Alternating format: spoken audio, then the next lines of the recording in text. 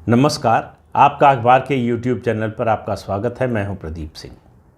आज रविवार है, रविवार विशेष का दिन है। तो आज विशेष में बात करेंगे आज़ादी के मिलने से थोड़ा पहले की बात, यानी 1947, 15 अगस्त 1947 को आज़ादी मिली। और मैं बात कर रहा हूं अगस्त से फरवरी मार्च 1947 तक की। क्या हुआ, किस तरह से जिन्ना और लियाकत अली ने पूरी कांग्रेस पार्टी को मात दी, कैसे जवाहरलाल नेहरू चूक गए, कैसे जवाहरलाल नेहरू प्रधानमंत्री बने। जवाहरलाल नेहरू 1947 में प्रधानमंत्री नहीं बने थे। आप में से जो नए लोग हैं, अगर इतिहास नहीं पढ़ा है तो शायद बहुत से लोगों को पता ना हो कि जवाहरलाल नेहरू पहली बार प्रधानमंत्री 1946 में बने थे। और क्या क्या हुआ इस दौरान, कैसे संयुक्त सरकार बनते बनते रह गई, फिर बन गई, और फिर कैसे टूटते टूटते बच गई मुस्लिम लीग और कांग्रेस पार्टी की सरकार, ये सब बात बताऊंगा। लेकिन शुरुआत करते हैं अगस्त 1946 से। तारीख है 12 अगस्त। देश की आज़ादी की बातचीत चल रही थी। देश में आज़ादी की बातचीत चल रही थी, लेकिन उस समय तक तारीख कोई तय नहीं थी। कोई निश्चित रूप से कोई घोषणा भी नहीं हुई थी कि देश कब आज़ाद होगा, अंग्रेज़ कब यहाँ से जाएंगे। तो अंतरिम सरकार बनाने की बात चल रही थी। अंतरिम सरकार के लिए जो उस समय गवर्नर जनरल थे AP वॉवेल, उन्होंने कहा कि जवाहरलाल नेहरू को, यानी कांग्रेस अध्यक्ष को, मैं सरकार बनाने के लिए आमंत्रित कर रहा हूँ। अब आप इस बात पर ध्यान दीजिए, मैं पहले 1 या 2 वीडियो में भी बता चुका हूं कि कैसे नेहरू कांग्रेस अध्यक्ष बने। कांग्रेस पार्टी की वर्किंग कमेटी में, और उससे पहले कांग्रेस पार्टी के स्टेट जितनी यूनिट्स थी, उनमें एक को छोड़कर सबने सरदार पटेल के पक्ष में फैसला किया था। गांधी जी ने उसे बदलवा दिया। गांधी जी ने 2 कारण बताए थे, ये भी बता चुका हूँ, लेकिन यहाँ दोहराना थोड़ा ज़रूरी है संदर्भ के लिए। उन्होंने कहा कि हम लोगों में नेहरू ही अकेला अंग्रेज़ है। अब आप देखिए गांधी जी की सोच उस समय क्या थी नेहरू को लेकर और देश के भावी प्रधानमंत्री को लेकर। दूसरा, उन्होंने कहा नेहरू नंबर 2 की पोजीशन नहीं ले सकते। सेंस ऑफ एंटाइटलमेंट की शुरुआत यहीं से हो गई कि नेहरू का जन्म नंबर 2 बनने के लिए नहीं, नंबर 1 बनने के लिए है। और ये भावना गांधी परिवार में अभी तक चली आ रही है। इसीलिए आप गांधी परिवार में किसी के मुख्यमंत्री बनने की बात कीजिए, 2 बार ऐसे मौके आ चुके हैं। 2007 और 2012 में कहा गया कि राहुल गांधी को प्रोजेक्ट किया जाए उत्तर प्रदेश के मुख्यमंत्री के रूप में, मना कर दिया गया। 2017 में प्रियंका वाड्रा के लिए यही बात कही गई, मना कर दिया गया। तर्क सिर्फ एक दिया गया कि गांधी परिवार के लोग प्रधानमंत्री से कम कुछ नहीं बनते। तो ये सेंस ऑफ एंटाइटलमेंट जो है, उसकी शुरुआत वहाँ से हुई, उसका जन्म वहाँ से हुआ था। तो नेहरू को बुला लिया अंतरिम सरकार बनाने के लिए। अब ये सवाल ये था कि क्या मुस्लिम लीग इसमें शामिल होगी। नेहरू ने जिन्ना को प्रस्ताव दिया कि उनके मंत्रिमंडल में जो 14 सदस्यों का होगा, उसमें 9 कांग्रेस के होंगे, 5 मुस्लिम लीग के होंगे। जिन्ना ने इस प्रस्ताव को नकार दिया। अब ये 12 अगस्त से 15 अगस्त समझ लीजिए, इस बीच की बातचीत हो रही है।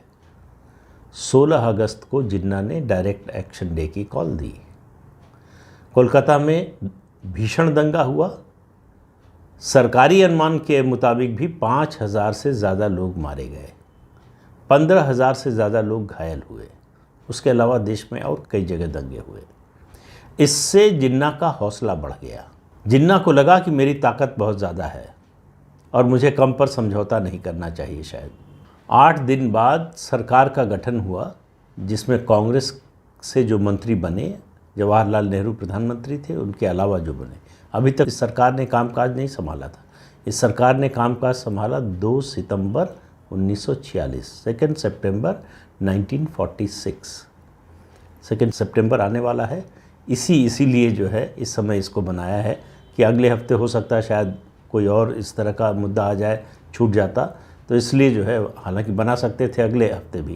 इसमें नेहरू के अलावा सरदार वल्लभ भाई पटेल, डॉक्टर राजेंद्र प्रसाद, C राजगोपालाचारी, आसफ अली, शरद चंद्र बोस, जॉन मथाई, बलदेव सिंह, शफत अहमद खान, CH भाभा, जगजीवन राम और अली ज़हीर, ये लोग मंत्री बने। ध्यान दीजिएगा, इसमें कहीं भी डॉक्टर भीमराव अंबेडकर का नाम नहीं है।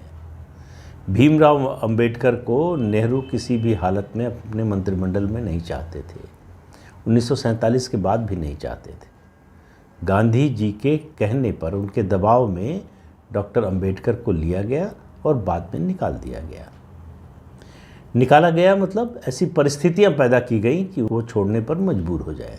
अब ये सरकार का गठन हुआ, इसके जवाब में हमला बोला जिन्ना ने। उन्होंने कहा कि देश का बंटवारा होना चाहिए, पाकिस्तान बनना चाहिए, मुसलमानों का अलग देश बनना चाहिए।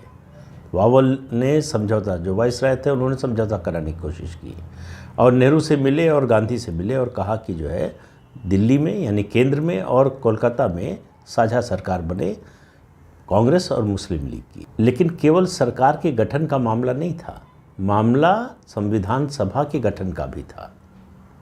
तो वावेल ने एक चाल चली, नेहरू से कहा कि संविधान सभा के गठन की मंजूरी तभी देंगे जब प्रांतों का जो समूह बनाया जा रहा है, जिस तरह से, वो कैबिनेट मिशन के मुताबिक बनाया जाएगा। नेहरू ने उससे मना कर दिया। तो 2 सितंबर 1946 को इस सरकार ने कामकाज संभाला और मुंबई और अहमदाबाद में दंगे शुरू हो गए। देखिए, अंतरिम सरकार का बनना, देश का विभाजन होना, देश का आज़ाद होना, ये पूरा घटनाक्रम कई साल का जो है वो हिंदू मुस्लिम दंगों की छाया में हुआ। जो आज बात की जाती है ना कि बहुत हिंदू मुसलमान हो रहा है, अरे हमको आज़ादी ही इसी आधार पर मिली है, हिंदू मुसलमान के आधार पर। और आज जो परिस्थिति बन रही है वो फिर से वही 1945, 46, 47 वाली बन रही है। इसलिए ज़्यादा चिंता की बात है। इसको इस सरकार के खिलाफ इस्तेमाल किया जाता है, वो अलग एक विमर्श का विषय है, उस पर अभी नहीं जाऊंगा। अब जिन्ना ने अपनी अगली चाल चली। उन्होंने छतरी के नवाब और सर सुल्तान अहमद को वावेल के पास भेजा और ये कहा कि अगर वावेल यानी वाइसराय सीधे जिन्ना को आमंत्रित करें, बजाय इसके कि नेहरू आमंत्रित करें, सीधे जिन्ना को आमंत्रित करें सरकार में शामिल होने के लिए, तो मुस्लिम लीग तैयार हो सकती है। अब आप देखिए, यहीं कांग्रेस के सीनियर लीडर्स, जिनमें सरदार पटेल भी थे, सब ने माना कि यहीं नेहरू से गलती हो गई। ये उनका प्रस्ताव सुनने के बाद, जिन्ना का प्रस्ताव सुनने के बाद वावेल को लगा कि एक बार नेहरू से बात करनी चाहिए। उन्होंने नेहरू से पूछा कि क्या मुझे मिलना चाहिए। नेहरू का जवाब था कि अगर आप किसी से मिलना चाहते हैं तो मैं रोक कैसे सकता हूँ। और इसका निष्कर्ष निकाला वावेल ने कि इसका मतलब नेहरू को कोई एतराज़ नहीं है, वो कोई इसको मुद्दा नहीं बनाएंगे कि अगर आप जिन्ना से मिले या उनके प्रस्ताव पर विचार किया तो हम मंत्रिमंडल से इस्तीफा दे देंगे। सरदार पटेल का मानना था कि यही मौका था जिन्ना को नीचे रखने का, कि प्रधानमंत्री बन गए हैं जवाहरलाल नेहरू, अब उनसे बात करनी पड़ेगी। लेकिन ये मौका जवाहरलाल नेहरू चूक गए, ऐसा कांग्रेस के उस समय के जो सीनियर लीडर्स थे वो इस बात पर एक राय थे। अब देखिए, बात कुल मामला इसलिए अटका हुआ था कि संविधान सभा भी बने। संविधान सभा अगर कांग्रेस और मुस्लिम लीग दोनों शामिल होती हैं तो इसका मतलब बंटवारे की बात पीछे चली जाती, फिर देश के बंटवारे की बात नहीं होती। जिन्ना को ये बात समझ में आ रही थी, इसलिए उन्होंने जब वावेल से बात की तो कहा मुस्लिम लीग शामिल होगी सरकार में, ये इसका वादा किया और किया भी। लेकिन संविधान सभा के मुद्दे पर गोलमोल बात करते रहे। फिर सरदार पटेल ने कहा कि जिन्ना की बात में मत आइए, संविधान सभा में मुस्लिम लीग शामिल होगी, इसका लिखित जो है आश्वासन लीजिए जिन्ना से। लेकिन वावेल ने कहा कि मैं सब ठीक कर दूंगा और नेहरू मान गए। और जिन्ना ने लिखित में कुछ नहीं दिया और आगे क्या किया बताता हूँ। अब 15 अक्टूबर 1946 को जिन्ना ने घोषणा की कि मुस्लिम लीग अंतरिम सरकार में शामिल हो रही है। और नेहरू से उन्होंने जितने मतलब इतिहासकारों के शब्दावली में जो नेशनलिस्ट मुसलमान थे, मतलब जो कांग्रेस के साथ थे वो नेशनलिस्ट थे, जो कांग्रेस के साथ नहीं थे वो नेशनलिस्ट नहीं थे, ये परिभाषा थी नेशनलिस्ट और नॉन नेशनलिस्ट की। तो जिन्ना ने उन सबको निकलवा दिया जिन्ना ने वॉवेल से अपनी सारी शर्तें मनवा ली और नेहरू या वॉवेल की एक भी शर्त नहीं मानी। अब आप देखिए जिन्ना ने कितनी चतुराई से कितना रणनीतिक खेल खेला। वॉवेल ने और गांधी जी के कहने पर कांग्रेस पार्टी ने नेहरू को प्रधानमंत्री बनाया, लेकिन नेहरू का ये पद स्वीकार नहीं था जिन्ना को। जिन्ना जब मुस्लिम लीग का घोषणा हुई कि शामिल होगी, जिन्ना ने कहा मैं नहीं शामिल होऊंगा, मैं अपने एक जूनियर के अंडर में काम नहीं कर सकता। और जिन्ना सरकार में शामिल नहीं हुए। सरदार पटेल को सीनियर होते हुए भी गांधी जी ने मजबूर किया नेहरू के अंडर में काम करने के लिए। तो ये दोनों तरफ के नेताओं की सोच को देखिए। सरदार पटेल ने देश के हित में, कांग्रेस के हित में और गांधी जी के नैतिक दबाव में इसको स्वीकार कर लिया। जिन्ना पर ऐसा कोई दबाव नहीं था, इसलिए उन्होंने स्वीकार नहीं किया। अब जो हमेशा सरकार बनने पर होता है, पोर्टफोलियो को लेकर झगड़ा शुरू हुआ। जिन्ना चाहते थे कि मुस्लिम लीग के जो मंत्री बनेंगे उनमें से किसी को गृह मंत्रालय मिले। कांग्रेस पार्टी इसके लिए तैयार नहीं थी। अब रफ़ी अहमद किदवई ने एक सुझाव दिया, अपनी समझ से बड़ी समझदारी का, बड़ी चतुराई का सुझाव दिया और इससे मुस्लिम लीग चित हो जाएगी, एक्सपोज हो जाएगी। उन्होंने कहा कि वित्त मंत्रालय मुस्लिम लीग को दे दीजिए, उनके यहाँ वित्तीय मामलों का कोई बड़ा जानकार नहीं है और उनको वित्त मंत्रालय मिलेगा तो कुछ ही दिन में एक्सपोज हो जाएंगे कि नहीं चला पा रहे हैं। तो इससे मुस्लिम लीग की प्रतिष्ठा गिरेगी, उनके बारे में लोगों की राय बदलेगी। लेकिन ये उल्टा पड़ गया। लियाकत अली बने वित्त मंत्री और उन्होंने जो किया, पूरी कांग्रेस पार्टी को चारों खाने चित कर दिया। लियाकत अली ने मार्च 1947 में 1947 में अपना पहला बजट पेश किया और वो बजट सोशलिस्ट बजट था। उससे परेशानी हुई नेहरू और कांग्रेस को, लेकिन ये छोटी परेशानी थी। उन्होंने एक और काम किया जो उनका मास्टर स्ट्रोक कहा जाएगा। उन्होंने 150 उद्योगपतियों 150 इंडस्ट्रियलिस्ट के खिलाफ जांच आयोग बिठा दिया कि ये सब टैक्स चोरी कर रहे हैं। अब कांग्रेस में भगदड़ मच गई, बड़ी खलबली हो गई, क्योंकि ये सब कांग्रेस समर्थक इंडस्ट्रियलिस्ट थे, आज़ादी के आंदोलन में मदद करने वाले लोग थे। और लियाकत अली और जिन्ना को पता था कि इनके खिलाफ कार्रवाई से देश के विभाजन का उनका जो सपना है उसमें आसानी हो जाएगी, और वही हुआ भी। अब आप देखिए जिन्ना और लियाकत अली की सोच देखिए, इधर से नेहरू और उनके साथियों की सोच देखिए। इसको भांप नहीं पाई कांग्रेस पार्टी पूरी। नेहरू, गांधी, पटेल, राजेंद्र बाबू, सब राजा जी, सबको मिलाकर। अब पूरी बातें तो मालूम नहीं है कि इन लोगों ने क्या कहा, कुछ कहा कि नहीं, नेहरू ने उसको माना कि नहीं, या नेहरू इन सब के कहने पर चल रहे थे, इसकी जानकारी नहीं है। लेकिन जो सामने नतीजा आया उसकी जानकारी है, जो तथ्य हैं कि बजट के बाद, लियाकत अली की इस घोषणा के बाद कांग्रेस और मुस्लिम लीग में दूरी और ज़्यादा बढ़ गई। अब जिन्ना ने अपना दूसरा वार किया। जिन्ना ने कहा कि मुस्लिम लीग संविधान सभा में शामिल नहीं होगी, कॉन्स्टिट्यूएंट असेंबली में शामिल नहीं होगी। अब जिन्ना के इस वार का कांग्रेस के पास कोई माकूल जवाब नहीं था, कोई सही जवाब नहीं था।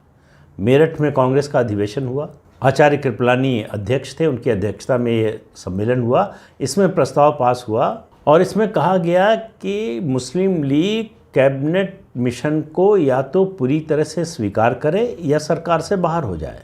और ये प्रस्ताव पास हुआ, उसके दूसरे दिन से नोआखली में भीषण दंगे शुरू हो गए। आपको पता है कि कितना भीषण था नोआखली का दंगा। वहाँ न पुलिस कुछ कर पा रही थी, न सेना कुछ कर पा रही थी। आखिर में गांधी जी गए, आमरण अनशन पर बैठे, तब जाकर कई दिन बाद स्थिति शांत हुई। उसमें गांधी जी की भूमिका को लेकर जो हिंदू पक्ष है वो बहुत सवाल उठाता है, लेकिन वो उस विषय पर अभी बात नहीं कर रहा हूँ। अभी सिर्फ इतना है कि उसके बाद नोआखली में दंगे शुरू हो गए, हिंदू मुस्लिम दंगे। अब आप देखिए लगातार दंगे हो रहे हैं और देश के इतिहास में, पिछले 100-200 साल के इतिहास में उस समय जितने बड़े, जितने कद्दावर नेता थे उतने उसके बाद कभी नहीं हुए। फिर भी वो हिंदू मुस्लिम दंगा रोक नहीं पाए। उस दौरान आप 45 से और 47-48 तक का ये 3-4 साल का समय अगर ले लें, उस दौरान हिंदू मुस्लिम दंगों में जितने लोग मारे गए, उसके बाद से आज के 74-75 सालों में भी नहीं मारे गए। इससे अंदाज़ा लगा सकते हैं कि कितना भीषण दंगा हुआ था। और दंगों की लंबी श्रृंखला, बंटवारे के समय जो लोग मारे गए वो तो मारे ही गए, उसके अलावा कह रहा हूँ लाखों लोग मारे गए, करोड़ों बेघर हुए, कोई रोक नहीं पाया। अब दिसंबर के शुरू में वावेल जो है, नेहरू, बलदेव सिंह, जिन्ना और लियाकत अली, ये 4 लोग लंदन गए प्रधानमंत्री एटली से मिलने। अब पार्लियामेंट का सेशन शुरू हुआ। 9 दिसंबर को जवाहरलाल नेहरू ने लियाकत अली को अपने सचिव के जरिए सरकार में शामिल होने का निमंत्रण भिजवाया। फिर से इस बात को मुद्दा बना लिया किसने? जिन्ना और पूरी मुस्लिम लीग ने, कि ये हमारा अपमान है। नेहरू ने दावत देने की बजाय, निमंत्रण देने की बजाय अपने सचिव से ये निमंत्रण भिजवाया, ये प्रस्ताव भिजवाया। अब थोड़ा सा पीछे जाते हैं। जब बजट आया था, बजट आया तो बजट आने के बाद कांग्रेस में बड़ी खलबली थी, बड़ी बेचैनी थी। तो नेहरू जी ने मथाई से कहा कि इस बजट की समीक्षा करो और निकालो कि क्या क्या गड़बड़ है। मथाई ने उस बजट की समीक्षा की और कहा कि कुछ गड़बड़ नहीं है, इसके खिलाफ कुछ नहीं बोल सकते। तो फिर कांग्रेस पार्टी ने तय किया कि एक ही रास्ता है कि इस बजट को पास न होने दिया जाए, लेकिन वायसराय ने इसे रोक दिया। वायसराय ने नेहरू से कहा कि आगे भी आपको मौका मिलेगा, लेकिन ये नहीं होने देंगे। यहाँ तक आते आते वावेल, जो उस समय वायसराय थे, मेजर जनरल थे भारत के, वो लीग के पक्ष में साफ साफ जाते हुए दिख गए। पता चल गया कि वो कांग्रेस पार्टी और नेहरू के साथ नहीं है। जो दिखाई दे रहा था कि नेहरू का पक्ष ले रहे हैं, कांग्रेस पार्टी का पक्ष ले रहे हैं, वो लीग के पक्ष में हो गए। कांग्रेस फिर मात खा गई। कांग्रेस वावेल के तौर तरीकों को, उनके इरादों को भांप नहीं पाई कि वो दरअसल दिखा रहे हैं कि वो नेहरू और कांग्रेस के साथ हैं, लेकिन वो थे मुस्लिम लीग के साथ। अब कांग्रेस पार्टी ने, उसके नेतृत्व ने लंदन संदेश भिजवाया कि वावेल को रिकॉल किया जाए, उनको हटा दिया जाए, उनकी जगह कोई नया वायसराय नियुक्त किया जाए। वावेल की और भी शिकायतें आ रही थीं और एटली वावेल के काम से बहुत संतुष्ट नहीं थे। उनका मानना था कि ये बहुत प्रोएक्टिव नहीं है, फैसला लेने में जल्दी नहीं करते।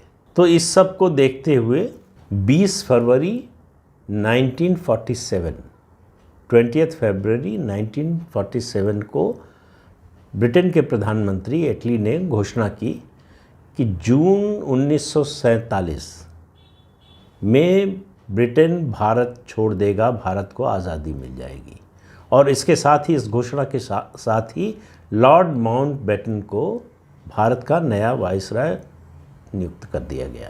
तो जून 1943 में लॉर्ड माउंटबेटन भारत के वायसराय बने और उनके वायसराय बनने की इस घोषणा के कारण ही ये जो आना जाना चल रहा था मुस्लिम लीग का, मुस्लिम लीग और कांग्रेस पार्टी की जो अंतरिम सरकार थी वो गिरने से बच गई थी। क्योंकि सरदार पटेल भी धमकी दे चुके थे मुस्लिम लीग को, या तो मुस्लिम लीग के मंत्री सरकार से इस्तीफा दें, नहीं तो कांग्रेस पार्टी सरकार से निकल जाएगी। तो माउंटबेटन के वायसराय बनने की घोषणा से ये अंतरिम सरकार गिरने से बच गई। लेकिन जिन्ना जो चाहते थे वो उन्होंने कर लिया। लॉर्ड माउंटबेटन के आने के बाद भी भारत का विभाजन रुका नहीं, उसमें एक तरह से वो सहायक ही हुए। और कांग्रेस पार्टी की तुलना में जिन्ना ज़्यादा राजनीतिक रूप से चतुर नज़र आए। उनका जो लक्ष्य था उन्होंने हासिल कर लिया। कांग्रेस का लक्ष्य था भारत का विभाजन न हो, गांधी सहित कोई भी नेता इसे रोक नहीं पाया। तो ये थी भारत के विभाजन से पहले की कहानी। इसमें आपको बहुत कुछ दिखेगा। इसमें दिखेगा कि हिंदू मुस्लिम संबंध उस समय किस तरह से थे, जब इस देश में इतने बड़े बड़े कद के नेता थे, जब इस देश में महात्मा गांधी जैसा व्यक्तित्व था, तब भारत में हिंदू मुस्लिम संबंध कैसे थे। और बार बार ये बात कहता हूँ, और इतिहास की किताबों में पन्नों में लिखा हुआ है कि जिन लोगों ने पाकिस्तान बनाने की मांग की उनमें से ज़्यादातर मुसलमान पाकिस्तान गए ही नहीं, वो यहीं रुक गए। उनको पता था क्यों रुक गए।